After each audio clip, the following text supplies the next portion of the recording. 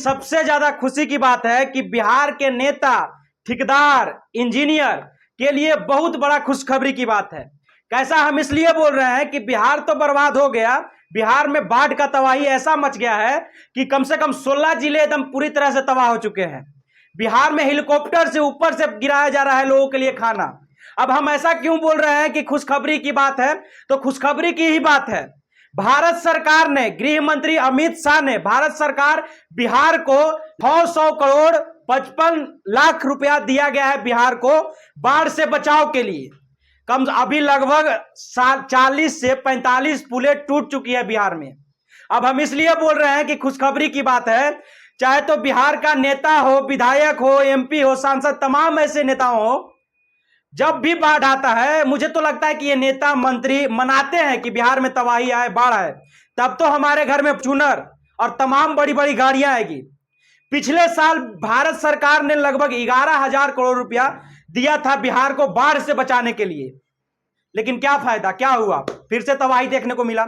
लेकिन इस बार फिर से दिया गया है, 600 करोड़ रुपया दिया गया है तमाम वो पुल, तमाम वो डैम बनाने के लिए जिससे बिहार को बाढ़ से बचाया जाए।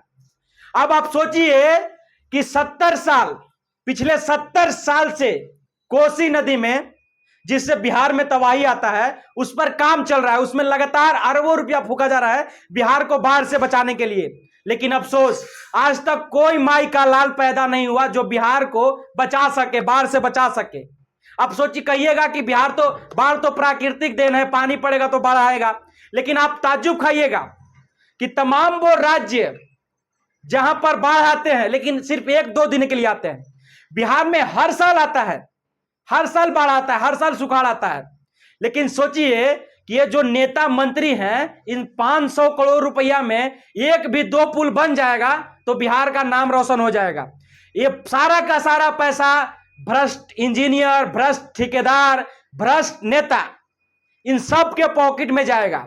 ना तो ये पुल बनने के काम आएगा, और बिहार में तो बिहार के नेता चाहता है जी कि हर साल बिहार में बाढ़ आए। अब एक चीज हम आपको बताना चाहेंगे कि हमारे बिहार को किस हीना दृष्टि से देखा जाता है। मुंबई में एक दिन अगर बाढ़ आ जाए, केरल में एक दिन बाढ़ आ जाए, तमिलनाडु में एक दिन बाढ़ आ जाए, गुजरात में एक दिन बाढ़ आ जाए, तो तमाम बॉलीवुड के एक्टर, तमाम क्रिकेटर सोशल मीडिया पर मगरमच्छ के आंसू बहाएंगे, तबाही ला देंगे कि ऐसा हुआ, ऐसा नहीं होना चाहिए था। और आपको सोचने की बात है कि अगर केरल में बाढ़ आएगा, और केरल में बाढ़ आता है तो सिर्फ 1 दिन के लिए, 2 दिन के लिए आएगा, महाराष्ट्र में, मुंबई में बाढ़ आएगा तो 1 दिन 2 दिन के लिए बाढ़ आएगा, लेकिन बिहार में हर साल बाढ़ आता है और तमाम लाखों लोग की घर तबाह हो जाता है, हजारों हजार घर डूब जाता है, गरीबों का घर बिखर जाता है।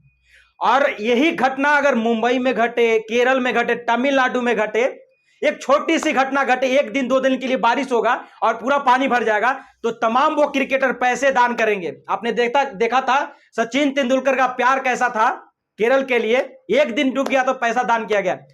लेकिन वही बिहार में हर साल बाढ़ आता है, इस साल भी लगभग लाखों लोग बेघर हो गए, लेकिन एक भी क्रिकेटर, एक भी बॉलीवुड का ट्वीट नहीं आया। और हमें ऐसे भिखमंगों का हमें चाहिए भी नहीं। हमारी लड़ाई हमारी सरकार से होनी चाहिए कि जो सरकार, केंद्र सरकार से इतने पैसे हमारे लिए आ रहे हैं तो वो हो क्या रहा है। और सोचिए कि सबसे बड़ी बात है कि बिहार सरकार, नीतीश कुमार जी हेलीकॉप्टर से निरीक्षण कर रहे हैं बिहार की जनता का। मुझे तो लगता है कि ऊपर से देखते क्या होंगे, लौकता क्या होगा उनको, क्या कितने लोग मर गए, कितने लोग डूब गए।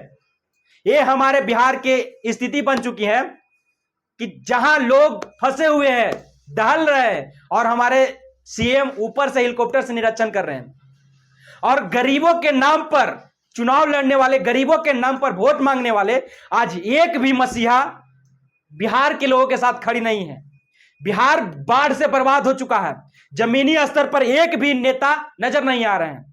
हालांकि पप्पू यादव को लोग भले ही दबंग नेता कहता हो, लेकिन पप्पू यादव का हर साल बाढ़ आता है, लेकिन हर साल वीडियो आपने देखा होगा कि तमाम वो गरीब लोगों के बीच में जाकर मदद करते हैं।